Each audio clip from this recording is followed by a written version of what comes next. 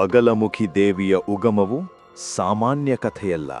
ಅದು ಪ್ರಳಯದ ಗರ್ಭದಲ್ಲಿ ಹುಟ್ಟಿದ ಶಕ್ತಿ. ಕಾಲಚಕ್ರದ ಒಂದು ಭಯಾನಕ ಘಟ್ಟದಲ್ಲಿ ಬ್ರಹ್ಮಾಂಡವೇ ನಡುಗಿತು. ಗಾಳಿಯ ಗರ್ಜನೆ ಭೂಮಿಯನ್ನು ಚೂರುಮೂರು ಮಾಡುತ್ತಿತ್ತು. ಸಮುದ್ರಗಳು ಉಕ್ಕಿ ಹರಿಯುತ್ತಿದ್ವು. ಆಕಾಶ ಕತ್ತಲೆಯ ಹೊದಗೆಯಲ್ಲಿ ಮುಳುಗಿತ್ತು. ದೇವತೆಗಳ ಶಕ್ತಿ ಕ್ಷೀಣಿಸಿತು. ಯಜ್ಞಗಳು ಫಲ ಕೊಡಲಿಲ್ಲ. ಮಂತ್ರಗಳು ಕಾರ್ಯನಿರ್ವಹಿಸಲಿಲ್ಲ. ಅಸುರ ಶಕ್ತಿಗಳು ಪ್ರಪಂಚದ ಮೇಲೆ ಆಳ್ವಿಕೆ ಸಾಧಿಸಲು ಸಜ್ಜಾಗಿದ್ದವು.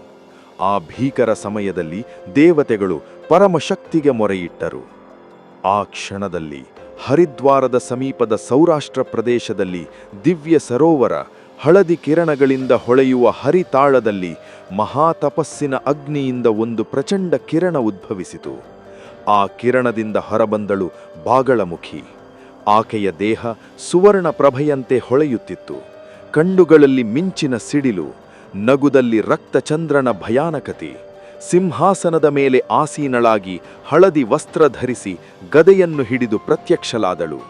ಬ್ರಹ್ಮಾಂಡವೇ ಕ್ಷಣ ಮಾತ್ರಕ್ಕೆ ಸ್ತಬ್ಧವಾಯಿತು. ಆ ಸಮಯದಲ್ಲಿ ಮದನಾಸುರ ಎಂಬ ಅಸುರನು ಕಠಿಣ ತಪಸ್ಸು ಮಾಡಿ ಒಂದು ಭಯಾನಕ ವರ ಪಡೆದಿದ್ದ. ನಾನು ಉಚ್ಚರಿಸುವ ಪ್ರತಿಯೊಂದು ಮಾತು ಸತ್ಯವಾಗಲಿ ಎಂದು. ಅವನ ಮಾತುಗಳು ವಜ್ರವಾಗಿದ್ದವು. ದೇವತೆಗಳು ನಾಶವಾಗಲಿ ಎಂದಾಗ ಯುದ್ಧಗಳಲ್ಲಿ ದೇವತೆಗಳು ಸೋಲುತ್ತಿದ್ದರು. ಧರ್ಮ ಕುಸಿಯಲಿ ಎಂದಾಗ ಅನ್ಯಾಯವೇ ಬೆಳೆಯುತ್ತಿತ್ತು. ಲೋಕವೇ ಅವನ ನಾಲಿಗೆಯ ಕೈದಿಯಾಗಿತ್ತು. ದೇವತೆಗಳು ಯುದ್ಧಭೂಮಿಯಲ್ಲಿ ಸೋತು ಭಯದಿಂದ ಓಡುತ್ತಿದ್ವು. ಆ ಸಂದರ್ಭದಲ್ಲಿ ಬಾಗಳಮುಖಿ ದೇವಿ ಪ್ರಚಂಡ ಗರ್ಜನೆಯೊಂದಿಗೆ ಯುದ್ಧರಂಗ ಪ್ರವೇಶಿಸಿದಳು. ಭೂಮಿ ಕಂಪಿಸಿತು. ಗಾಳಿ ನಿಂತಿತು. ಕಾಲವೇ ನಿಂತಂತೆ ಅನಿಸಿತು.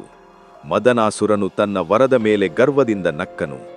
ನೀನು ಸೋಲುಬೇಕು ಎಂದು ಅವನು ಘೋಷಿಸಲು ಬಾಯ್ತೆರೆದ ಕ್ಷಣದಲ್ಲಿ ದೇವಿಯ ಕರವು ಮಿಂಚಿನಂತೆ ಚಾಚಿಕೊಂಡು ಅವನ ನಾಲಿಗೆಯನ್ನು ಬಿಗಿಯಾಗಿ ಹಿಡಿದಿತು. ಅವಳ ಕಣ್ಣುಗಳು ಕೆಂಪಾಗಿ ಜ್ವಲಿಸಿತು. ಮತ್ತೊಂದು ಕೈಯಲ್ಲಿ ಗದೆಯನ್ನು ಎತ್ತಿ ದುಷ್ಟ ವಾಕ್ಯ ಈಗ ಸ್ತಂಭಿಸಬೇಕು ಎಂದು ಘೋಷಿಸಿದಳು. ಆ ಕ್ಷಣದಲ್ಲಿ ಅವನ ಶಕ್ತಿ ಶೂನ್ಯವಾಯಿತು. ಮಾತು ನಿಂತಿತು. ಚಲನೆ ನಿಂತಿತು. ಅವನ ದೇಹ ಭೀತಿಯಿಂದ ನಡುಗಿತು. ದೇವಿಯ ಸ್ತಂಭನ ಶಕ್ತಿಯ ಮುಂದೆ ಅವನ ವರವೇ ವ್ಯರ್ಥವಾಯಿತು. ಅವನು ಕ್ಷಮೆ ಯಾಚಿಸಿದನು. ಅಂತಿಮವಾಗಿ ತನ್ನ ದುರಹಂಕಾರವನ್ನು ತ್ಯಜಿಸಿ ದೇವಿಯ ಕೃಪೆಗೆ ಶರಣಾದನು. ಆ ದಿನದಿಂದ ಬಾಗಳಮುಖಿ ದೇವಿ ಸ್ತಂಭನ ಶಕ್ತಿಯ ಪರಮ ರೂಪವಾಗಿ ಪೂಜಿಸಲ್ಪಡುತ್ತಾಳೆ.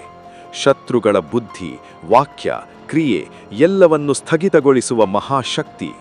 ಆಕೆಯ ಆರಾಧನೆ ಸರಳವಲ್ಲ. ನಿಯಮ, ಶುದ್ಧತೆ ಮತ್ತು ದೃಢ ಸಂಕಲ್ಪ ಅಗತ್ಯ. ಯಾಕೆಂದರೆ ಈ ದೇವಿ ಕೇವಲ ಕರುಣೆಯ ತಾಯಿಯಲ್ಲ, ಅವಳು ನ್ಯಾಯದ ಪ್ರಳಯಾಗ್ನಿ.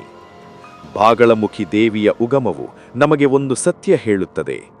ದುಷ್ಟ ಶಕ್ತಿ ಎಷ್ಟೇ ಪ್ರಬಲವಾಗಿದ್ದರೂ ದೇವಶಕ್ತಿ ಒಂದು ಕ್ಷಣದಲ್ಲಿ ಅದನ್ನು ನಿಲ್ಲಿಸಬಲ್ಲದು. ಅವಳ ಕಣ್ಣುಗಳಲ್ಲಿ ಭಯವೂ ಇದೆ, ರಕ್ಷೆಯೂ ಇದೆ.